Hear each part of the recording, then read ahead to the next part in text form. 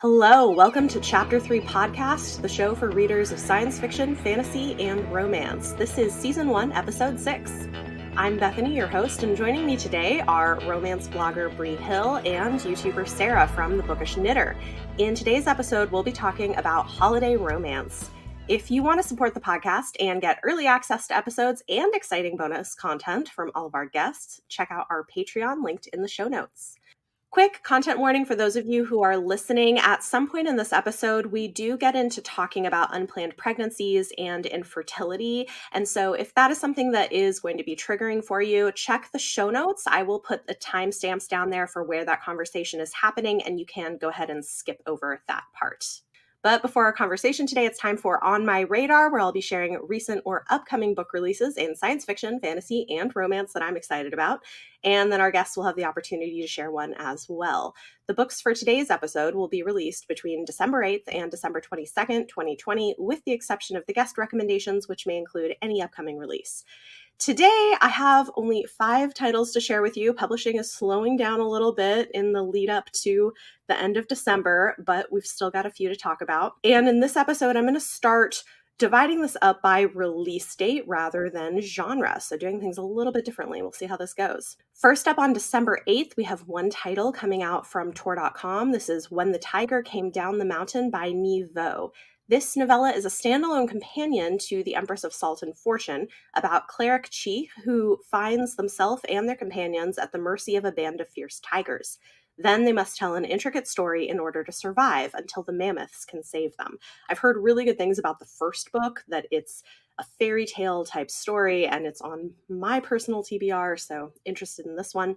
Then on December 15th, we have 3 sequels. So this is just kind of the month of sequels, it seems. First up from Balzer and Bray, we've got Occulta by Maya Montaigne. This is the follow-up to Nocturna. It's a Latinx-inspired YA fantasy series with a linguistic system of magic and a truly creepy villain. So sequel to that is coming out on the 15th. Then from Delacorte, we're getting War Maidens by Kelly Kuhn. This is the second book in the Grave Maidens fantasy duology. It's said to be dark, action-packed, and heart-wrenching as the maidens go to war against the ruler who tried to entomb them. And lastly, on December 15th, we have For Better or Cursed by Kate Williams. This is also from Delacorte. It's the second book in the Babysitter's Coven series, which is being pitched as Adventures in Babysitting meets Buffy the Vampire Slayer, about a coven of witchy babysitters who must protect the innocent and save the world from evil. And then the last release I have to share with you is coming out on December 18th. This is from Faber and Faber, the first book in a new series. The Notorious Virtues by Alwyn Hamilton features a glamorous media darling, a surprise heiress, and the magical competition of a lifetime. So, sounds intriguing. With that said, please join me in welcoming Bree and Sarah to the show. Thank you guys so much for joining me. Hey. Hello. Excited to talk about holiday romances today with you guys. If you want to briefly introduce yourselves to our listeners and kind of where they can find you on the internet and share your pick for an exciting upcoming release. I'm Bree Hill, and I'm on Instagram at Falling for Romance. I'm pretty active over there. I usually post at least once every couple of days. Always something in the stories. Just always really excited and willing to talk about romance. So thank you for having us. And Sarah's one of my best friends, so Yay. I'm excited to be doing this with her. Right? So yes, my recommendation is, I was so excited about the book and then so mine actually comes out December 1st, and it's How to Catch a Queen by Alyssa Cole. Yeah. So excited for this book. Same, yes. Very excited for that one. And Sarah. And I am Sarah, and from the Bookish Knitter, and I am on YouTube, and I am on Instagram. I'm trying to up my Instagram game a little bit, but I'm mostly on YouTube. I post about 3 or 4 videos a week, mostly romance related, but I do read a lot of other things. So it's very eclectic, I feel. And my pick for a book coming out, it comes out on November 30th, and it's Christmas on Peachtree Lane by Jules Bennett. A great little Christmas romance, small town Christmas romance. Sounds great. Awesome. Thank you guys. Obviously, we're talking about holiday romance today. Both of you are big romance readers, and talk about them would be a fun topic, as this episode is going to be going up in December, and what better time for holiday romances. So I think maybe one place to start with this is, for you, what makes a good holiday romance? Oh goodness. We talk about this all the time. So I think one thing that we both look for is the atmosphere, which we've had a couple of titles this year that are like, we are seeing more like vacation type romances, which can be hit or miss. But like, I live in Texas and it's usually like 87 degrees on Christmas. So I'm wanting to be transported somewhere where it feels like Christmas. That's like the main thing that I know that I look for. And I know that that's important to Sarah as well. Absolutely. Definitely just like winter vibes. I mean, I want to smell cookies baking and like, I want to feel like I'm drinking hot chocolate. Like I'm really just in it for that escape.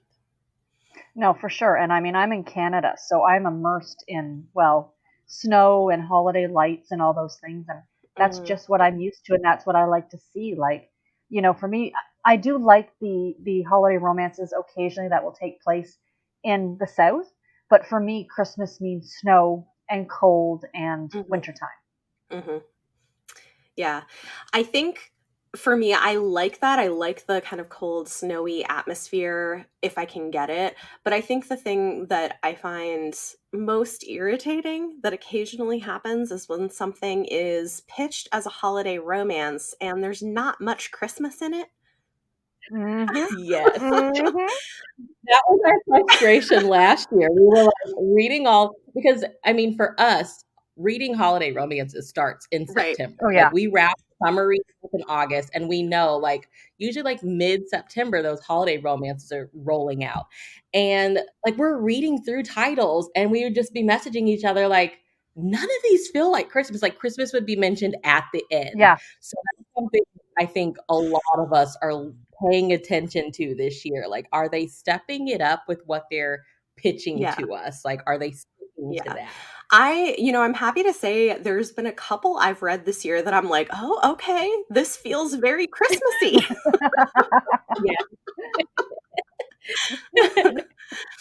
So that's, I feel like last year, same there, for whatever reason, there were a lot that I was like, yeah, this is happening around Christmas, but like, it feels like a stage more than like part of the story. It's a cop out. It's you're not getting the payout. You know, a lot of romance readers talk about the quote unquote payout, and it's like if you see a book with a Christmas tree on the cover and they don't mention it till page 250, it's like, oh, what the heck? You know, Christmas. They start at Halloween and go all the way through, which is great, but I want Christmas. Right.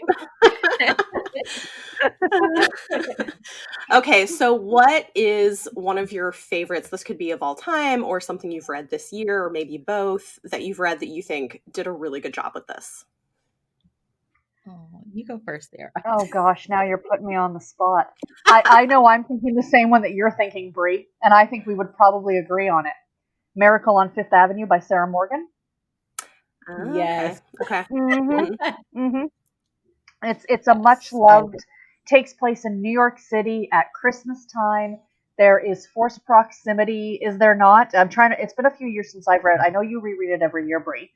But it's they're kind of stuck together in a snowstorm, and she's like the eternal Christmas elf, and he is just the Grinch, and it's delightful. Absolutely delightful. Yeah, that one, like it's like snowed in, right? Like so the hero is a thriller writer, and he lies to his family and says, "Oh, I'm going to a writer's retreat in Vermont." And so his grandma like pays Eva, the main character, to sneak into his apartment and decorate. Well, then he shows up. And then New York City, as you New Yorkers experience, like you have a blizzard. So now they're stuck together. And she's like a YouTuber. She has a food blog. Like she just felt really realistic. Absolutely. Like as people like in the influencer world. And like she doesn't know, but he's like using her as his muse with her around, not suffering writer's block anymore. And it was just, I mean, there were scenes of her like taking food down to the security guard in his apartment and going to a restaurant to help cook food for people that really don't have families and stuff like that. So yeah, she knocked it out of the park. It was really, really good.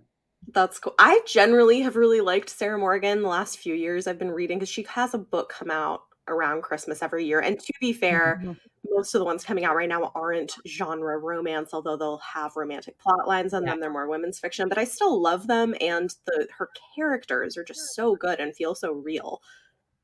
Yeah, last year, right, Sarah, was Wedding in December. Was Wedding in December, yes.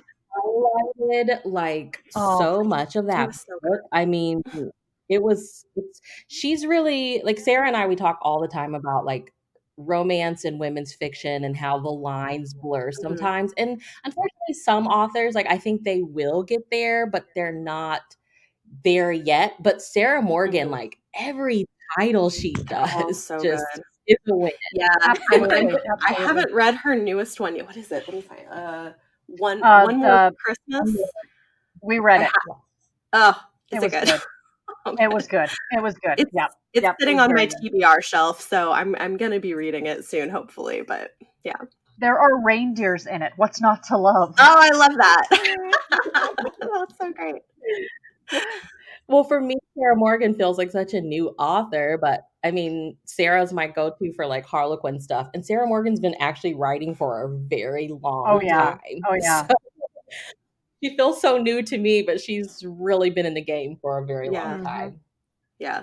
Well, I'm newer to romance in general, and Bree, I think that's true of you as well. And so everything feels new. We're exploring, we're discovering. Yes, that's right. Any other, but okay, well, let's say this. Any 2020 releases that you feel like kind of nailed the holiday romance thing? Let's see. So, oh my god, I'm going through what I've read this year. Yeah, I know. I just read The Christmas Blanket by Candy Steiner, which is a novella, and it was my first by her. Like I've read a poetry collection she did with Brittany Perry, but The Christmas Blanket was really sweet. It's set in Vermont. I mean, I think everybody's catching on that like Vermont is like ideal, right? It's a second chance romance between a couple that used to be married, but like one, you know, the wife wanted like go explore and live her life, and then he comes back and it's like, well, everything that I really want is right here. So it was really sweet and cozy. I really liked that one. Awesome. Oh, The Last Christmas Cowboy by Maisie Yates. I am a huge Maisie Yates fan, and I'm a huge Cowboy plus Christmas. You put the two of those together, and I'll just hand you my money, essentially. Oh. I know it's not everybody's jam, but I love it. And this one was really cute. It is an age gap romance.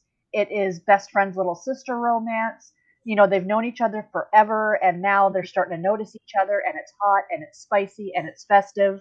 And he is, again, I love that Grinch aspect when one of the characters is like, no, I don't like Christmas for whatever reason. And the other person, like, not only do they fall in love, but that other person makes them realize what's so great about the holiday season. And that one was really, really good. Oh, that's cool. Mm-hmm. Yeah, I read one that had that same kind of Grinch quality to it this year, The Merriest Magnolia by Michelle Major. And yeah, that one felt like a Christmas thing. It had kind of like a Scrooge kind of Christmas Carol vibe going a little bit. The only thing with that was I felt like the ending was so short. I'm like, I like a longer prologue, you know, I want to see a little bit of the couple together. I agree. I agree. It felt a little not abrupt, but it felt, because I read it too. I agree, but that was a really good book too. Yeah. One that I read just recently that just came out that's a novella that I loved was American Christmas by Adriana Herrera. Oh yeah. It was really good. It was kind of playing on the Gifts of the Magi story. If you guys are familiar with that, it's the one where the husband and wife secretly buy each other Christmas gifts by selling something that would be useful for the gift they bought. Have you guys read this one? It's kind of like a classic Christmas short story. No. You haven't read this? No, I have to check this out now. Oh. Yeah, I just heard her talk about it on the Fated Mates podcast, had her on, and she talked about it, and I was like, what? She has a Christmas novella? Oh, yeah. No, okay. So Adriana Herrera released that this year. So The Gifts of the Magi, that's like the traditional story. And so it's like a retelling of that, but it's a male holiday romance. With these two guys, and it's their first Christmas together, and they want to make it perfect, and things kind of go a little bit wrong, but it's so sweet. And like, I loved the ending, and it's a lot about like community and working through your trauma in a relationship. And like, I love her because she's a social worker who works with victims of, like, the author works with victims of domestic violence and sexual abuse, and so a lot of that bleeds into her books in terms of just the issues that arise, and she always has a diverse cast of characters, and I really enjoyed that one. Oh, that's Yeah, awesome. I love her. I love her. I'm blanking on what the title was that she came out with in like September, but I read it and I was like, she's so good at what she does. She is, yeah. I read like a Hallmark Philly type of book, and it was Christmas Charms by Terry Wilson. I recently finished that one. It's like my most recent finish, and it was really sweet. Again, it takes place in like Vermont, I think. Like the But I go-to love like location. the Christmas. Yeah, I love the Christmas atmosphere, and it had like a little bit of magical realism in it, and Oh, fun. it was a lot of fun. I love that a lot of what we get in Christmas romances is just like that reminder to slow down. Yeah, I love that. It's like a perfect reminder at the end of the year, I think. Yeah. One of my favorites so far this year, and I mean, I'm going to be reading them all through December as well, was actually a UK chick lit novel called Kathy's Christmas Kitchen by Tilly Tennant. I'm a huge fan of Tilly Tennant. And there is romance in there, but like we were saying earlier about the bleeding between women's fiction or chick lit and romance. And this is about a woman who lost her mother. She's older. That's what I like too. She's like mid 30s, and she lost her mom, and she's trying to figure out her way in life now. And she goes and joins, it's not religious, but she goes to this church group, and she starts doing these cooking classes, and there's these eclectic old people, and she's learning to love Christmas again, and there's a guy and a dog, and it's delightful. It was so sweet and so cute. Oh, that's cute. Yeah, that one's really good. I love it. Can we talk about some that I have on my TBR? Yeah. Right? Thank you. Yes. Absolutely. Because I mean, we have a lot. So again, like I feel like when I discovered Sarah, it was like after I had started reading romance. And so it was like rediscovering BookTube all over again, because it was like, oh my gosh, here's this person that's talking about romance, but she's talking about different romances. I had never, it wasn't that I wasn't interested in Harlequin, and it's like, I don't think that I wasn't not seeing them, but it wasn't until I found Sarah that I was like, let me give these books a try. So I've fallen in love with the Harlequin romance line, thanks to Sarah getting me in Harlequin. You're welcome. And thank you.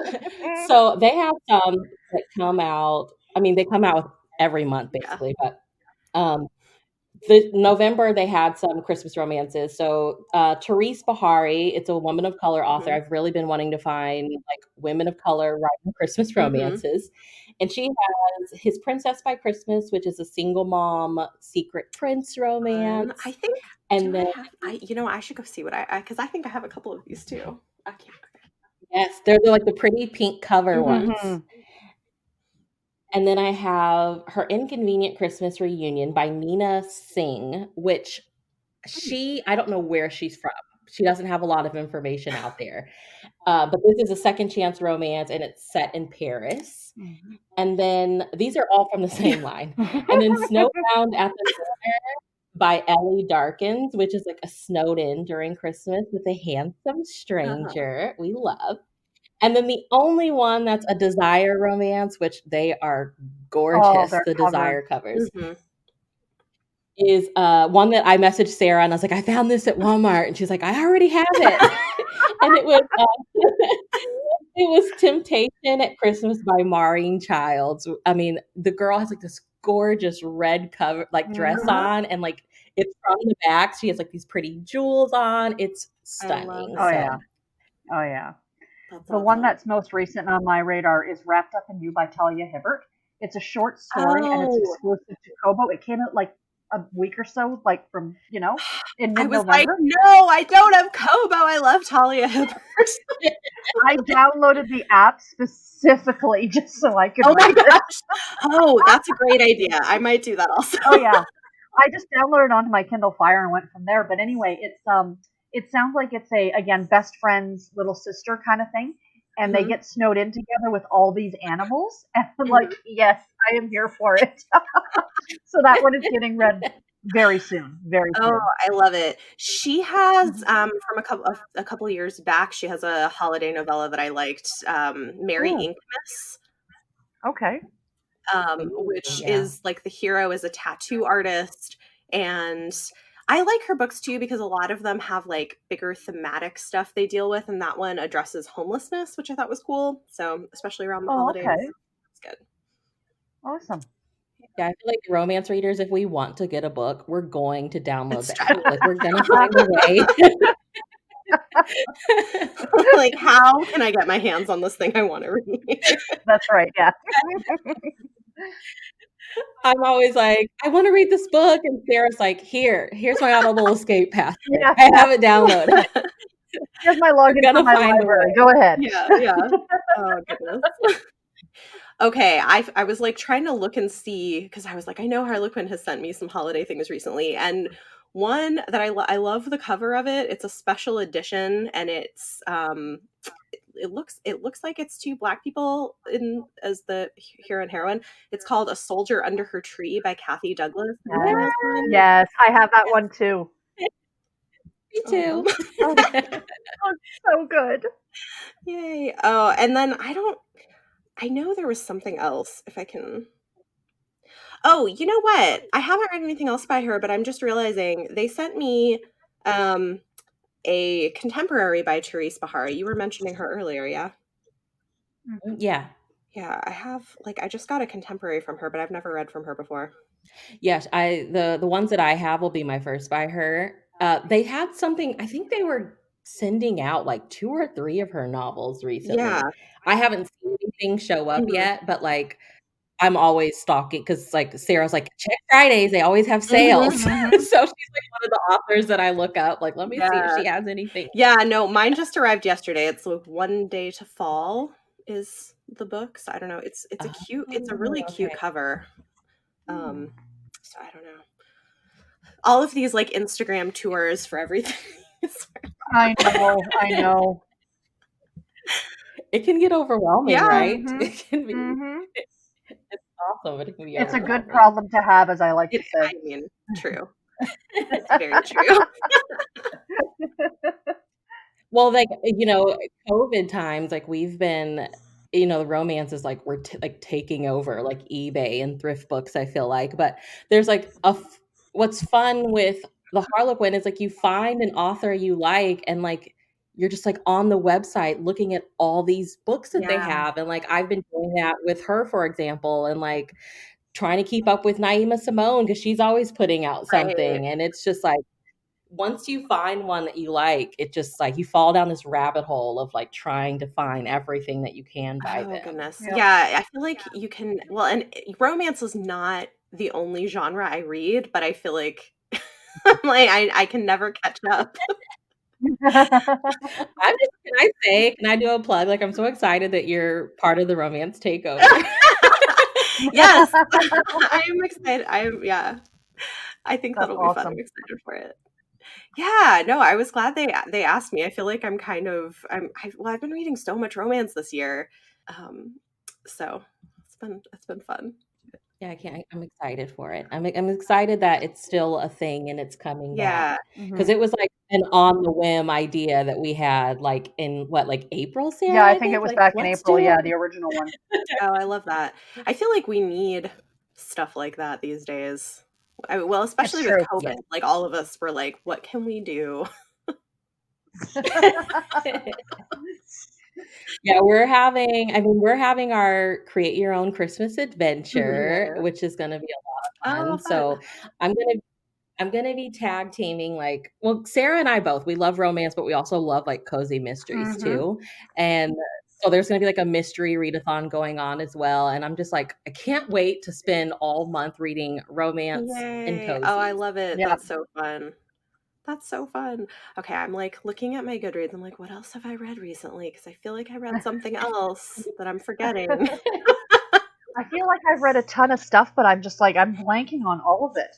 Yeah, no. Well, we both read 12 Dogs of Christmas, Oh my Sarah, by god, that Lizzie was Shane. so. Talk about a book set in Vermont. Yeah. That one was That one was delightful. good. Oh my goodness. So delightful. That one was from Forever. It By came Lizzie out Shane. in September. Mm-hmm. That was really cute. It was all about a dog rescuer, Oh, and they were losing funding, and so the project was, let's try to find all of these dogs home, before they shut us down. And For Christmas. small town romance. It was so sweet. oh. They would like dress the dogs up. It was And we're so just cute. putting them in pictures in the paper. It was delightful. Oh, that's Yeah, so it was fun. cute. That's cute.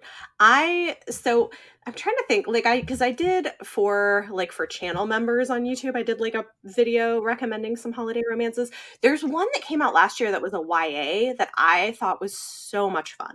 That I really loved. Oh gosh, what was It it? was oh gosh, and now it's gonna okay, hold on. I'm like now. Was it about the girl that she goes to her cousins or something? Yeah, it's and like there's 10 blind dates or something. Is that Yes. Oh, I've heard about that one.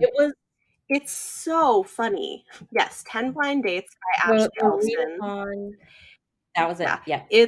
I thought it was hilarious because she basically right before Christmas, her longtime boyfriend breaks up with her, and then she has to go spend Christmas with her big family and is like really sad. And so they all make a bet that where the winner is whoever can give her the best blind date. And so all of her family members set her up on all these different dates, and some of them are so bad. I remember. And then the jerk boyfriend shows up begging for her to come back. And I was like, No, dude, yeah. no, But we are moving on here. But there ends up being a cute romance towards the end of it. But in between, some of these dates they send her on are just, I would nightmare. It was so funny. And they're very holiday themed, but it's Texas holiday. I think they're in Texas. It's very entertaining. Yeah, I remember I read that one because the Tis the Season-a-thon that Bookables puts on. It was the book pick. And I was like, man, it's been a long time since I read YA. I was really nervous. I read that book in a day. It was so good. So good. Yeah, it's such a fun one. For something I think more serious that I read last year that I liked was Coming Home for Christmas by Ray Anthony. And I think, Bree, you read that as well, didn't you? Oh my gosh. Did I read that one? Did. I think you did, Sarah. It was about the married couple and the wife was gone. Yes, that was good. Yeah, that was good. That was good. Yeah. That was because she comes back and you feel for her because it's her kids and she's she's happy to be back, but they do not make it easier on her, which I thought was a good author choice. Don't bring her back, welcome her with open arms. He was about to go to jail if he did not find you and bring you back. They were gonna lock him up. I thought it did such a good job of handling that realistically, and it didn't just be oh, it's fine, no big deal, which that always feels, I don't know, less than realistic. Yeah, so much was at stake. I was like, girl, if you don't get in this car and go back with him, he's going to jail. Yeah, that's right. Yeah. So one that I read this year was Jingle All the Way by Debbie Maycomber. Sarah, I know you just read it. Yeah. And so it's okay, so Debbie Maycomber is kind of a go-to for Christmas romance, right? This is one where I don't know, Sarah, would you say like at the beginning it does not feel Christmassy? Oh, it's not Because she's like Christmas. in the Amazon rainforest. What? But Christmas is at the end. Yeah, and they like squeeze it in at the end, and it's not a long book. Oh. It's like what, 250 pages or 200 and some odd pages? No.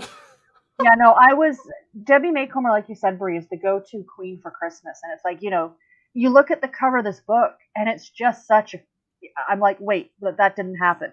Like, she's in the rainforest. There's no dog and snow, It was just, and I was a little disappointed. I'm like, where did the title come from? Where's the jingle in all the way? Right? Like, you were in the rainforest. Somebody hit shuffle on their Spotify playlist and found the title of the song.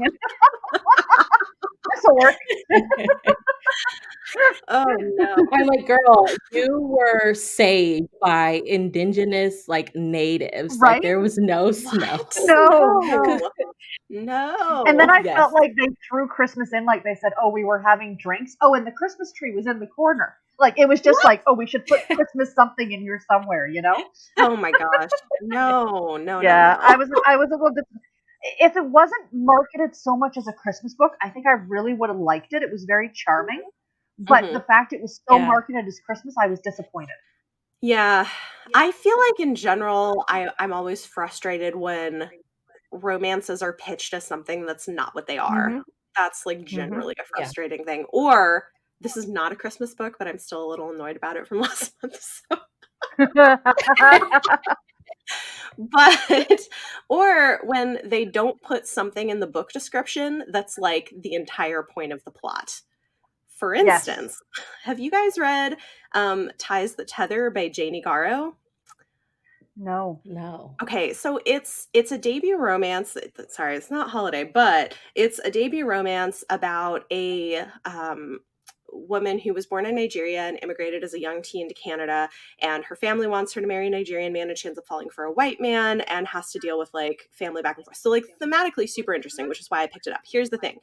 You would never know, based on the copy, something that happens very early on in the book. The entire plot revolves around a unplanned pregnancy. Ooh. And that was not at all in the book copy, and I'm like, you can't do that. And so many people who are reading it and not liking it are like, this whole thing is about an unplanned pregnancy. Why was this not in the description? Wow. I just pulled it up and I'm like, okay, I've been seeing that fate, like that cover. I've been seeing that cover everywhere. I didn't know that was a romance. It is. Yeah. Do we we could I know this is about holiday romances. That's okay. But we will go off on tangents about unplanned pregnancy and romance. Sarah says all the time, like, women in romance are the most fertile women. The guy just has to look at her across the room and she's pregnant. Like, that's pretty much the way it works. Oh, man, yeah. That is such a trope that, we despise. Well, so it's a trope that we despise. But I guess if, the story is, around that, then that's one thing. But tell us that so we have the option if we want to read it. Exactly. People have strong feelings about it. You should at least, and it happens in the first few chapters of the book. So there's no reason it shouldn't be in the description. No. Sarah, what was that one? What was the women's fic we read in September? Was it Home for the Holidays? Yeah, Home for the Holidays by Sarah Richardson. So we had that experience with that book. We went into it knowing it's about three sisters, and they're all at different points of their lives. They each have stuff going on. And one of the sisters, her thing is she can't get pregnant. We didn't know that did we know that from the description? I think we knew. I think something, but it was vague. It was vague. And so then we get into the book, and when I tell you, the first half of the book was written so strong. We were like, okay, this is going to be a 5-star women's fiction novel. It was so good.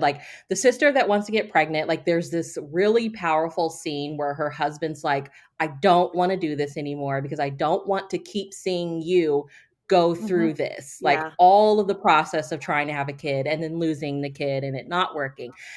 And then, spoiler alert, she gets pregnant. Oh. It's like, The no. one time they do it without trying, you know what I mean, without having an end result. Yeah, it's a big disservice for women who are dealing with infertility. Yeah, Big disservice. that's terrible. I mean, I feel like it would be great to see more books where, maybe they use IVF and eventually get pregnant or something. Yeah. I know so many women who are struggling with this, with miscarriages and infertility, and yeah, that's not great. There's a lot of different ways that could have ended. Yeah. And I think that's one of the way, like, I don't want to say a disservice, but like one of the things with Christmas romances is like there's this, we want to instill hope. We want everybody to be happy.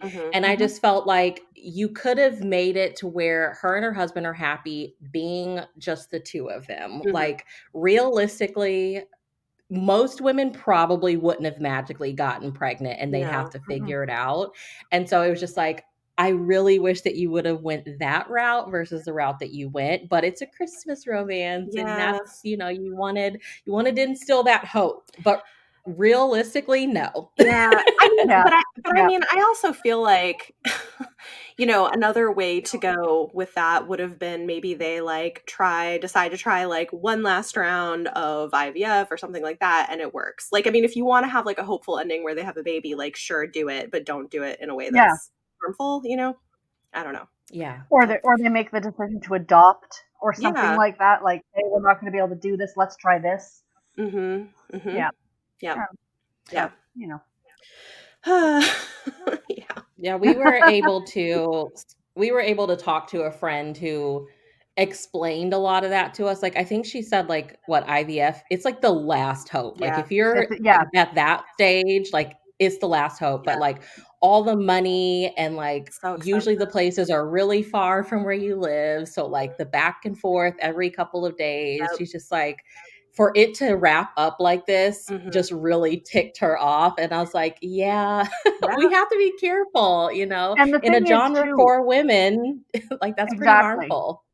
And I think like we all kind of know somebody who's been through it in a way, but we really don't necessarily know the nitty gritty. And I didn't know that.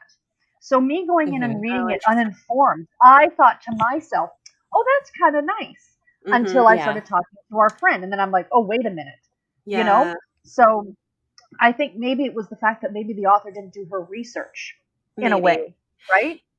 Yeah, I mean, I feel like it's something that more women are starting to talk about, which I think is good. But for so long, like, this is the thing, is most women have experienced at least one miscarriage, and a lot of women deal with infertility. Like, I've had and I guess that's the thing too, is like, I know I've had multiple friends deal with it, and I have seen some of the behind the scenes of it, and it's not easy. It's expensive. It's painful. It's heart-wrenching. It's like, I mean, it's and people, don't talk that much about it, which is part of why I have a lot of respect for people who open up about their experiences. I don't know if you guys are familiar with Susan Dennard. She's a YA fantasy author, but she had been pretty open online about struggling for years to get pregnant and had miscarriages. She finally this year had a baby, and like almost, like had a very traumatic childbirth experience and like almost died too. So like it was a lot. And this is the kind of stuff that usually people don't talk about, but I think it's so important because she's talked about how many women have reached out to her saying how they feel recognized and seen, from somebody who's been through it and is finally actually talking about it. I think that's so important. Yeah, I think it's very brave. And that's what I think we're hoping that we start to see more. I mean, because like romance, women's fiction, those are, genres that are written for women by women. And it's just like, okay, let's be a little bit more realistic here. Yeah. You're sending kind of a false sense of hope, and you don't know who your readers are. You probably have readers that are suffering through that, and like what kind of message is that sending to them? The one time you guys just try just organically, it works after years of all this money and time, and no. Yep. So that's the one time Christmas romance had me like, wait a minute. I think it was my first one of the year, and I'm just like, oh, please don't Oh no. have this be the Oh, precedent, no. right? But you know what? Like Sarah said, like, so when we finished, we were on Goodreads, and we all, I think, just like on our own looked at the reviews and we're like, wait, nobody else really caught on to this. But of course, reading it with a friend that did, she was like, you see, nobody else pointed out this. Like, it just goes to show you that like not everybody would, because it doesn't affect everybody. But her having experienced that was like the thing that she was like, it ruined it for me. Yeah. Okay, well, to go to a lighter note for the last portion. So another thing we could talk about that I think could be interesting is holiday romance films, because I think frequently you get books being adapted into things. Netflix is doing this constantly, and oh gosh. Bree, this is your area, Bree. And sometimes it's good, sometimes it's not. Although I have to say, sometimes my favorite movies are so bad that I get a kick out of watching them and like laughing at how bad they are. I feel you. Thoughts on Bree? I know you watch more. I will say, okay, I'll start with this. Probably my favorite of that version of like something that's like so bad it's good because it makes me laugh is The Christmas Prince. Oh, okay. Yeah. Okay. Have you seen this one? So I haven't seen it. Oh. Wait a minute. Is it where who's in it? I'm ready. Okay. And there was two people that are at all. Well, yeah, there was a sequel last year. Like there was like The Christmas Prince, and then I can't remember what. Hold on. It's oh my gosh, it's terrible, but it's hilarious. But you love it. I loved it. It was like the most fun I had was like watching it with my husband and like laughing at all of the things. And you know what? What's like royalty romances, for some reason, like I don't want to say they're not my thing, but like I cringe a little bit. Yeah. I mean, I enjoy them a lot, but like now they're definitely more I mean, this is very cringy, but like if you go into it knowing that, it's very entertaining. Yeah, A Christmas Prince so the first one came out in 2017, starring I'm looking at the cover. Rose McIver and Ben Yeah, it's on Netflix, and then there was a sequel, and I think they're going to do a third sequel maybe. No, it came out in 2019. The Royal Baby, it shows here. Yeah. Oh, did I see that one yet? I don't know. Maybe I did. Oh, because she was pregnant. That's right. Royal Wedding. And yeah. They're all like, it's hilarious. What's really funny is when the way that she initially meets him is she's a journalist on her first like big international assignment, and like I'm like, you're a journalist and you're wearing like That is such a holiday romance trope. Like somebody's gonna be a journalist. Oh, but what's hilarious is I'm like, you do not act or dress like a journalist at all. And she wears like I can't, like, you know those like the all-star sneakers. I think of it. So oh wow. She wears them, and then like they make it such a thing, she wears them with her wedding dress, and I'm like, no. Oh my gosh.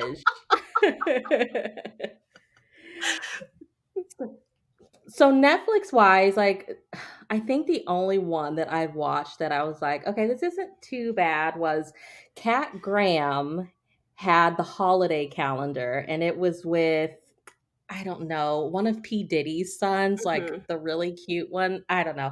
It was cute, but like I gotta do better with watching Netflix, because they are putting out more rom-coms, and I feel like I need to support, but like Hallmark has like 40 movies coming out, and I have to watch all of them. So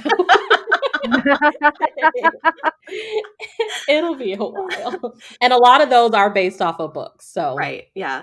How do you do that? I feel like, are they Hallmark movies? Is it all on their channel? Like where do you watch those? I have the app called Friendly on my TV. I paid like $10.99 a month.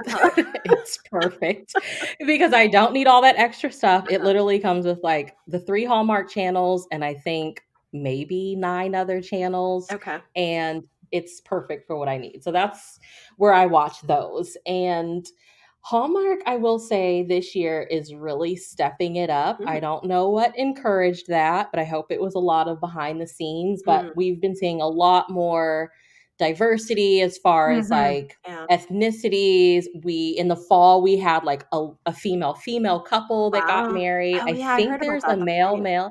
and that movie was shot. It was beautiful. And I think we're gonna see something else this Christmas season, but I haven't seen the preview yet. But yeah, they're stepping it up. So I'm proud of them. I love That's it. why I'm like, I need to watch all of them so I can, Yeah. because in the past it's been a little hard. But Yeah. Yeah, I love that. That's good I mean, I've seen here and there some of the promotional materials. I've not seen any of them, but I love that they're doing that. And I mean, not holiday, but coming out on Christmas. I have seen the trailer for Bridgerton, and it looks amazing. Oh, I can't wait. I cannot wait. Everybody's excited. Sarah's doing like a readathon right now. I'm reading back through all of the books. I've not read any of them, but I bought myself the first one. So yes. So it's gonna happen. Oh God, I love it. That was the very first historical romance series or romance book I ever read was The Duke and I.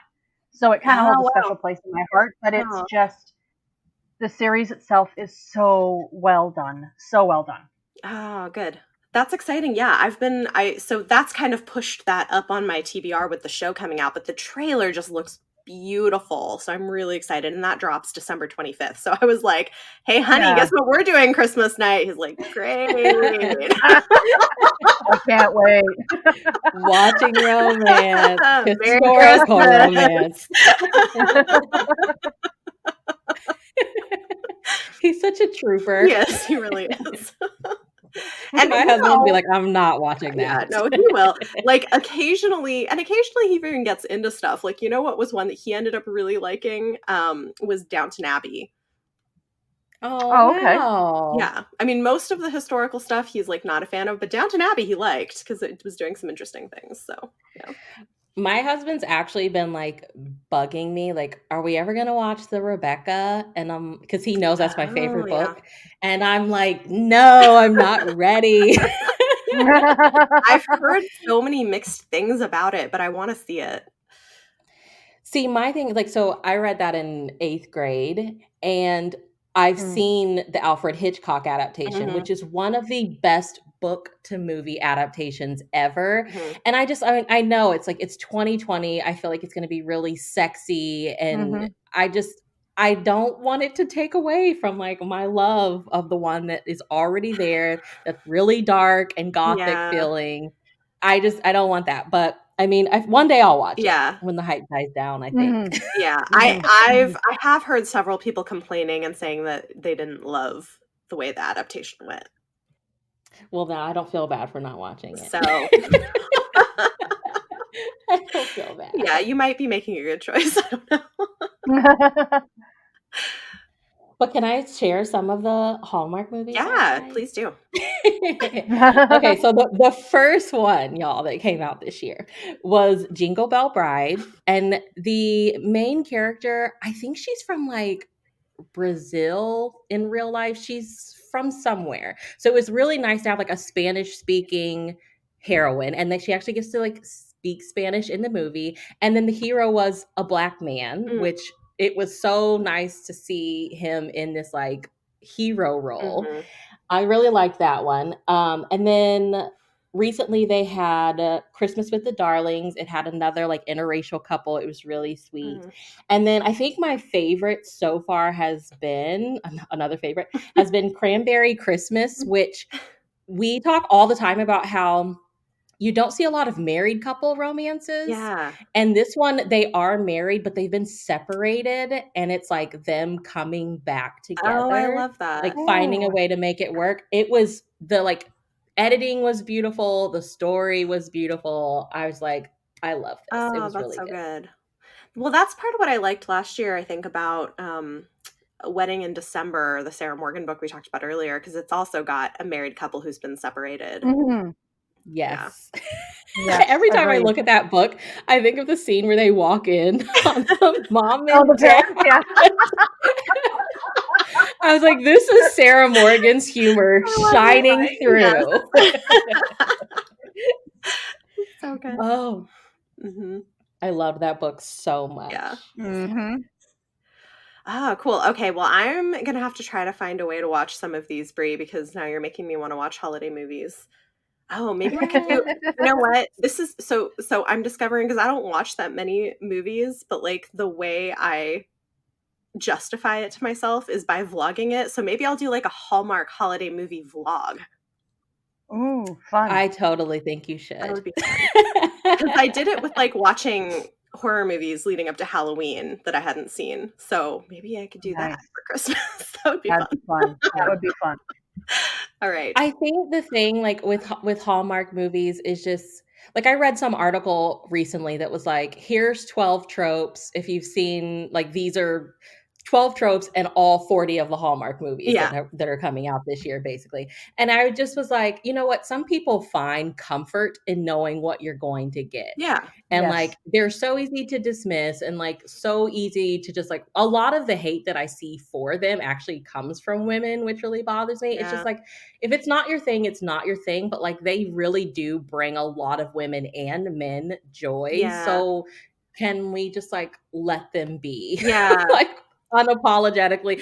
Now, do they have things they need to work on? Yes. Mm-hmm. And I feel like we're starting to see that. Mm-hmm. But yeah, I mean, they give people something to look forward to. They know Saturday night and Sunday night what they want to be doing. So throughout the week, let me check off all of my to-do list items so that I'm free to watch these movies when they come on, you know? Absolutely.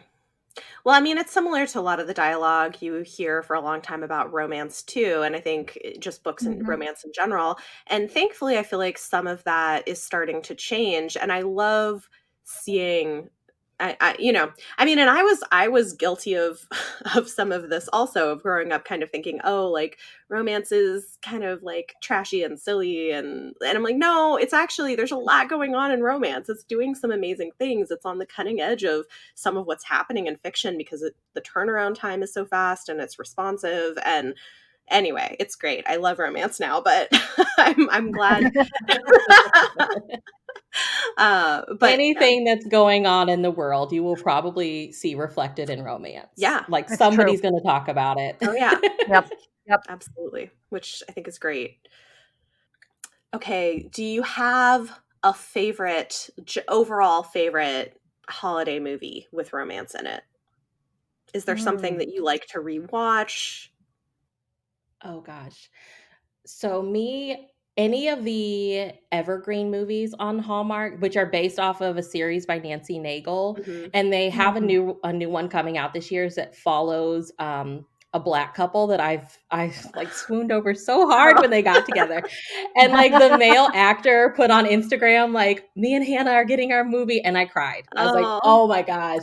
So any of those, it's just like this really sweet, charming small town. Holly Robinson Pete's in it. The actress Ashley Williams is in it. It's like, it's really sweet. I really love those. And then there's a throwback from like 2012 called Christmas with Holly, which is about this little girl whose mom died and her uncle's raising her, which turns into like all of her uncles raising her. It's really sweet. And then like non-Hallmark, y'all, for real, I will rewatch National Lampoon's Christmas Vacation every day if I could. I grew up watching that movie. My dad loved Clark Griswold, so I watch that one all the time. I love it. I don't watch the Hallmark. I'm not a movie watcher. Bree knows this about me. I don't have the attention span, I guess. I don't know.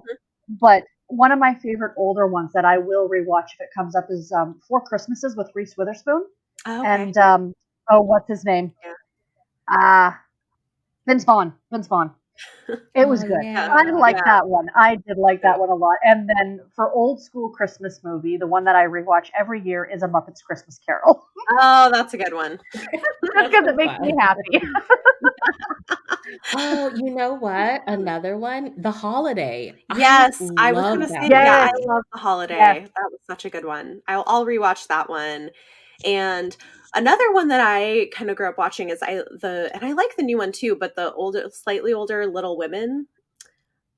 Oh gosh, that movie Okay. has so many adaptations. I It feel has. like. Well, I mean, it's such a good story, but that always makes me think of Christmas. The new one, I guess, maybe less so, but like the one with like Winona Ryder, that one Mhm. feels so Christmassy to me, and I love it. Agreed. I feel like that is the one that I hear is everybody's like favorite adaptation is with Mhm. Winona Yeah. Ryder. It's really, really good, especially for the holidays. I will say I love the new one. I think it was amazing and it did things really, really differently than that, which I think was cool. So I like both of them a lot, but in terms of something that feels like Christmas, I would say the Winona Ryder one for sure. Okay.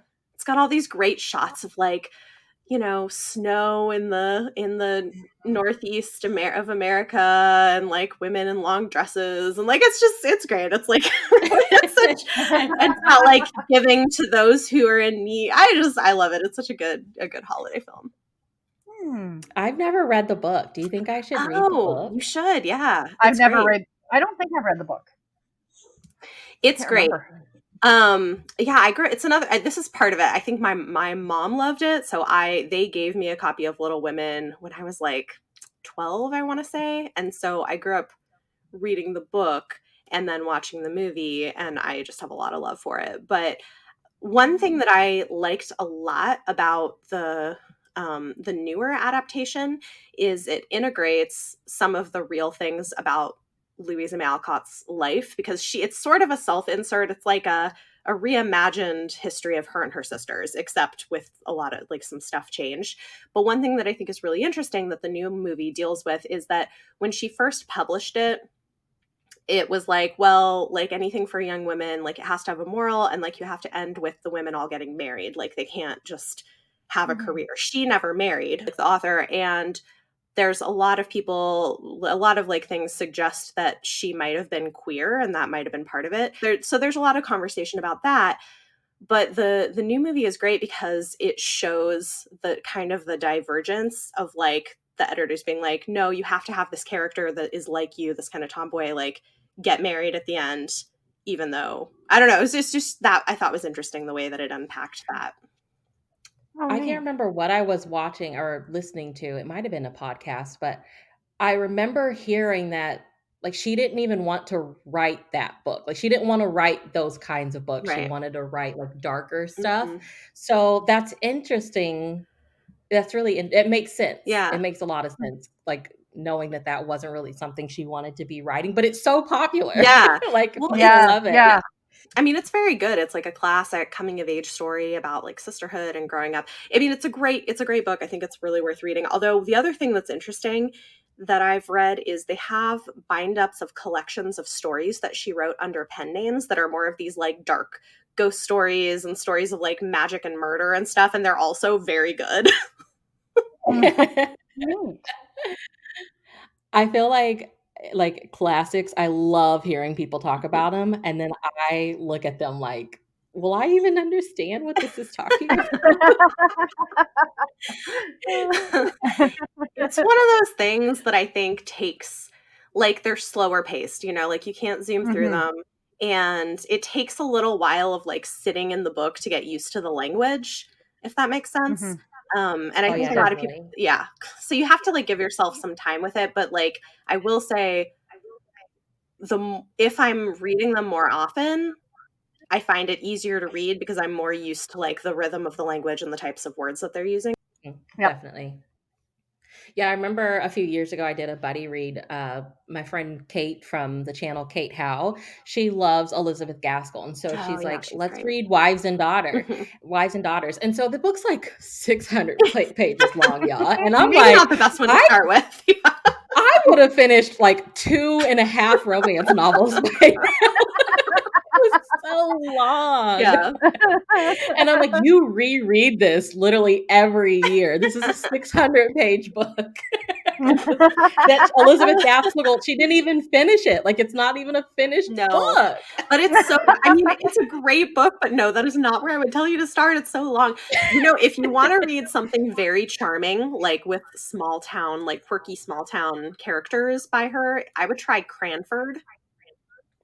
Okay. It's very short. It's like less than 300 pages long. I think it's around 250 pages. And so it's not a very long book. And it's got all these different vignettes of these characters in this kind of quirky small town. And it's all focused on the women for the most part. Like, it's about, you know, how the women make the town work and like the different little gossipy things behind the scenes. It's really charming. So that would probably be a better place to start. That brick Wives and Daughters. It's like Sarah was reading Jane Eyre recently, and I was so excited because, I mean, Sarah and I both love Rebecca, and we just hear like Jane Eyre was like the one that started it all. Yeah. And I'm like messaging her like, how is it? She's like, it's so long. I messaged my friend Rainy, who does Rainy from Rainy Day Reads. She does a lot of Victorian literature, and she goes, "Yeah, the Victorians like to talk." Like it's like pages and pages and pages. It's true. It's true. But it was good, and I'm glad I read it. At the end of the day, I'm glad I read it. Yeah. That's awesome. Yeah, I loved Jane Eyre, but they're all like lengthier. I tend to prefer the female Victorians. I have to say, I get very bored with Dickens. I feel like his plots are great, so they make for good adaptations, but like the way he writes is so tedious. Yes. Yeah, one of the first ones that I read, like, and I honestly, to this day, I think it's one of the best mysteries I've ever read, was called Lady Audley's Secret by Mary Elizabeth Braddon. And it's one of those mysteries where you know she did it, but you like spin like the book trying to like piece together how she did it. And it was so good, and it was so easy to read. I'm like, I need more Victorian literature like this. No, there's some really, really good stuff, which that would be an interesting thing to do, I guess, of like recommending like, okay, where do you want to, if you want to start with classics, like what are some good entry points? But I would definitely be here to listen to that. Okay. Absolutely. Absolutely. Might have to put that on the agenda for some time. Well, guys, I think we are about at time for this episode. We're going to stay after and record a few things for patron bonus content, so you guys can check that out in the show notes if you want to join there. Thank you guys so much for joining me. This has been really fun. And again, this has been Chapter 3 Podcast, and I'm your host, Bethany. You can follow us on Twitter at Chapter 3 Podcast, and you can also find me on YouTube at Beautifully Bookish Bethany if you want even more bookish content from me. The next episode will be available in 2 weeks, and this episode's bonus content will be available to patrons in the next couple of days. Thanks for listening.